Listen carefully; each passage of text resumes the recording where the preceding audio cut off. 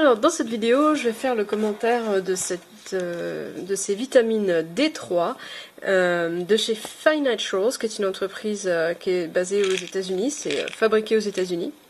Ils ont le standard GMP, Good Manufacturing Practice, qui est un élément de référence sur les produits qui viennent des USA. Moi, je cherche toujours ce logo. Et voilà, donc pour le reste, on a donc un complément de vitamine D3, c'est le meilleur choix, la cholecalciférol, c'est bien ça, cholecalciférol, à base de lanolin. Donc lanolin, pour donner une idée, c'est ce qu'on va trouver dans la laine par exemple. La laine de mouton, il y en a dedans. C'est ce qui fait qu'on arrive à la tricoter. Et donc on a 5000 unités internationales qui correspondent à 1250% des besoins. À savoir que la norme officielle est plutôt inférieure aux besoins réels, néanmoins.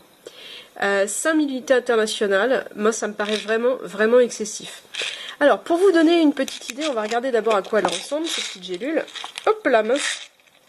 Alors moi j'en ai pas pris beaucoup parce que simplement j'ai pris le parti de ne pas aller sur un surdosage. En plus on est en été, je veux dire. Voilà, des petites gélules comme ça, hyper faciles à avaler, contenant 5. Et pas sécables, du coup on peut pas aller sur une dose inférieure. Alors moi j'ai fait mon petit calcul, je souffre d'une maladie qui fait que la consommation de vitamine D dans mon corps est absolument au-dessus de la normale. Donc la carence est quasi permanente. Et d'ailleurs, les médecins recommandent dans ce genre de pathologie de prendre des compléments de vitamine D. La recommandation pour une personne comme moi qui est malade est supérieure à la recommandation normale, elle va de 800 à 1200 unités internationales. On en conseille 400 chez nous. Par jour. Donc, j'ai fait mon calcul, 1200, ça fait 5600 à 7000 unités internationales par semaine. Sachant qu'on est en été, ben ça c'est nickel. J'en prends une le lundi, et le lundi suivant, et le lundi d'après. Et comme ça, c'est nickel. Alors, qu'est-ce que je cherche à éviter en faisant ça? C'est le surdosage. Il faut savoir qu'on considère que la vitamine D est une vitamine relativement sans danger, avec une dose toxique à partir de 10 000 unités par jour. Donc 2 gélules comme ça, ce qui est d'ailleurs conseillé comme la dose maximale. Oui, mais c'est liposoluble ça.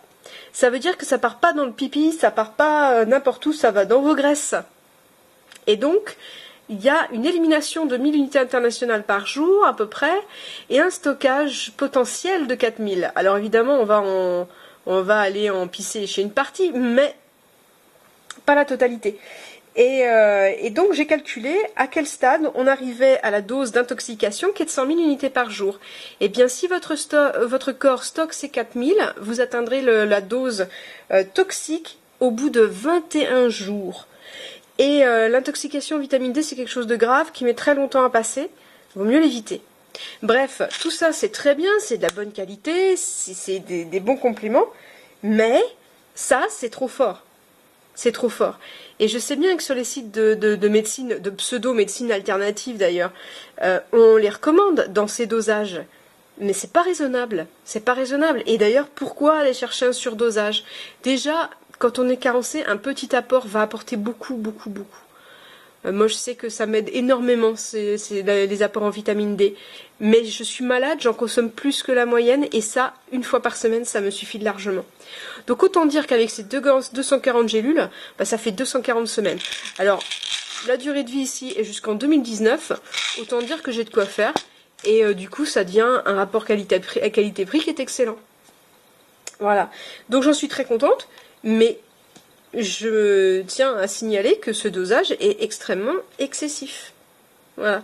Et s'ils pouvaient faire des dosages à 1000 unités internationales, ce serait vraiment génial.